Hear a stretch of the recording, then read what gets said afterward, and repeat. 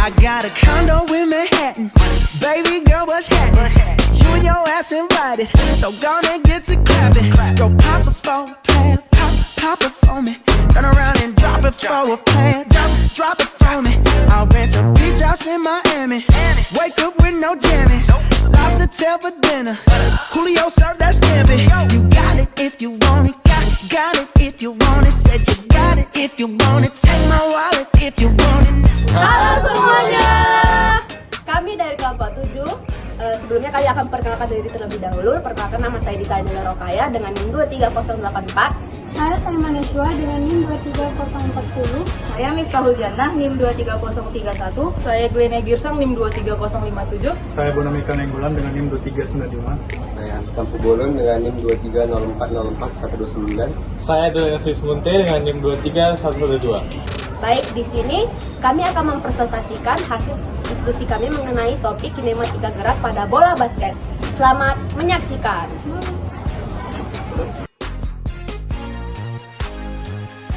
Baik, kali ini kita akan membahas tentang gerak proyektil.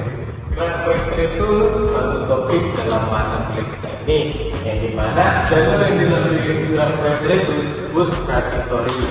Nah, jika kita mengabaikan sejarah, maka proyektil mengikuti trajektori melengkung atau lintasan melengkung berbentuk parabola. Salah satu masalah klasik di dalam bola basket itu adalah berapa sudut optimal dalam menembak bola. Banyak mahasiswa menebak sudutnya itu adalah 45 derajat. Padahal itu jawaban yang tidak benar. Berdasarkan gerak proyektil dari tanah ke tanah, sebuah proyektil diluncurkan dari titik awal kembali ke titik horizontalnya. Jarak horizontal maksimum dengan kecepatan minimum adalah 40 derajat. Namun dalam masalah tembakan bola basket, tingkat awal berbeda dengan tingkat akhir. Oleh karena itu, sudut optimal dalam masalah penembakan bola basket berbeda dengan sudut optimal dalam gerak proyektil dari tanah ke tanah.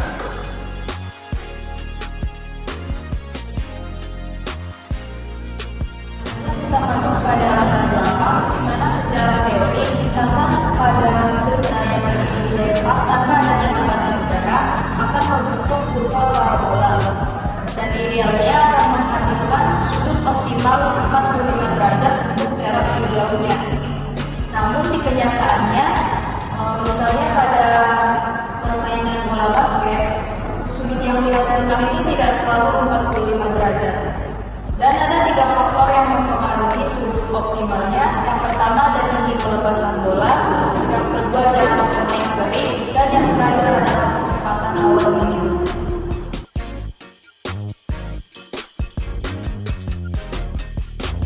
Kita masuk ke tujuan penelitian. Tujuan penelitian yang pertama menganalisis gerak parabola atau project motion pada aktivitas lemparan bola basket sebagai aplikasi nyata konsep kinematika. Yang kedua, menentukan parameter kinematika utama pada gerakan bola basket seperti kecepatan awal, sudut elevasi, waktu tempuh, jarak horizontal dan ketinggian maksimum. Yang ketiga, mengkaji pengaruh variasi sudut elevasi terhadap kemungkinan keberhasilan tembakan atau masuk dalam ring.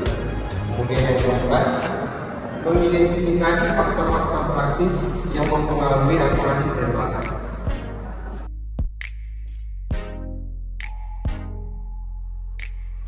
Untuk metode penelitian yang digunakan pada jurnal ini ialah dengan menggunakan pendekatan analisis matematis dengan memodalkan tembakan bola basket sebagai gerak proyektil.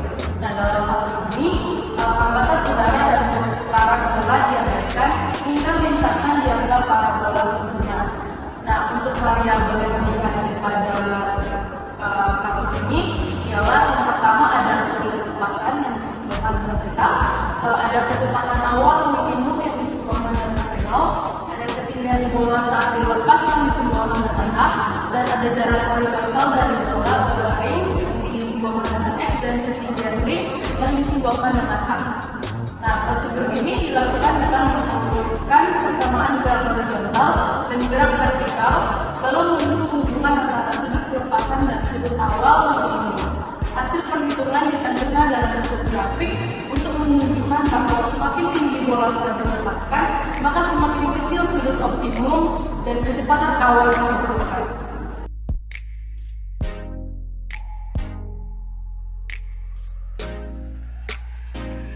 Kita lanjut ke hasil dan pembahasan, di mana didapatkan hubungan antara sudut optimum, kecepatan awal minimum, dan tinggi bola saat dilepaskan.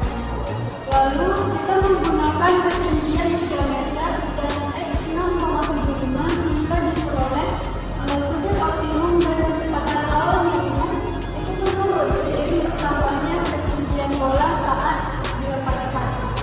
Dari hasil tersebut menunjukkan bahwa sudut optimumnya itu tidak selalu 45 derajat, melainkan bergantung pada ketinggian bola saat sebelum dilempar.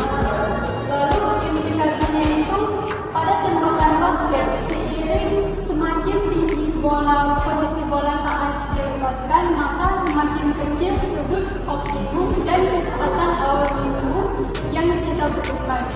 Dan berikut adalah penjelasan grafiknya.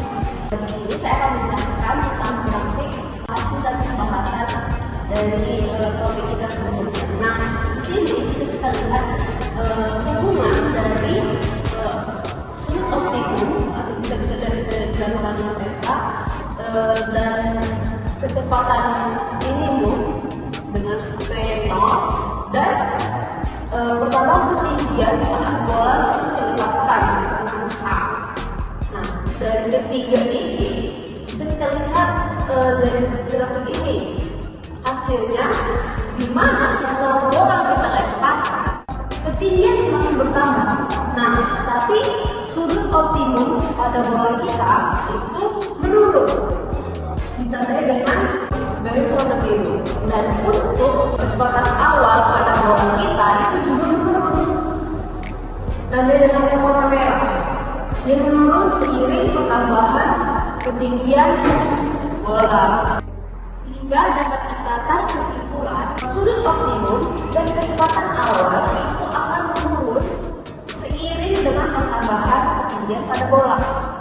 Nah, hasil menunjukkan bahwa sudut optimum tidak selalu 45 derajat, melainkan bergantung pada ketinggian bola sebelum dilempar. Nah, pada tembakan basket, semakin tinggi posisi bola saat dilepas, semakin kecil juga sudut optimum dan kecepatan awal minimum yang dibutuhkan.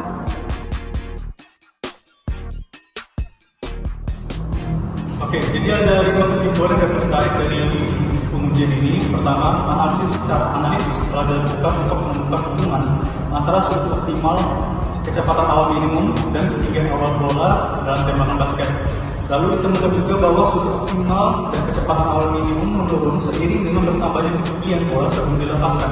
Yang ketiga, hasil penelitian membuktikan bahwa sudut optimal dapat tembakan tidak selalu 45 derajat, melainkan bergantung pada ketinggian awal dari suatu bola. Keempat, sebagai indikasi semakin tinggi posisi bola saat dilepas, semakin kecil pula sudut optimal dan kecepatan awal minimumnya yang dibutuhkan untuk mencetak gol. Lalu terakhir, untuk meningkatkan akurasi, penelitian selanjutnya disarankan untuk mempertimbangkan efek hambatan udara dan gaya di putaran bola. Dari hasil analisis gerak proyektil pada tembakan bola basket, diperoleh bahwa sudut optimal dan kecepatan bola awal sangat bergantung pada ketinggian saat bola dilepaskan. Semakin tinggi posisi awal bola, maka semakin kecil sudut dan kecepatan awal yang diperlukan untuk mencapai target. Implikasi temuan ini tidak hanya berlaku dalam olahraga bola basket, tetapi juga dapat diterapkan dalam berbagai aktivitas kehidupan sehari-hari yang melibatkan gerak lempar. Secara umum, pemahaman tentang gerak parabola membantu kita memahami bahwa setiap gerakan melengkung di udara mengikuti prinsip fisika tertentu, dan dengan mengatur sudut serta kecepatan secara tepat, kita bisa mengoptimalkan hasil kerja atau performa dalam berbagai aktivitas nyata. Sekian penjelasan dari kelompok kami, lebih kurangnya kami memohon maaf. Sekian dan terima kasih.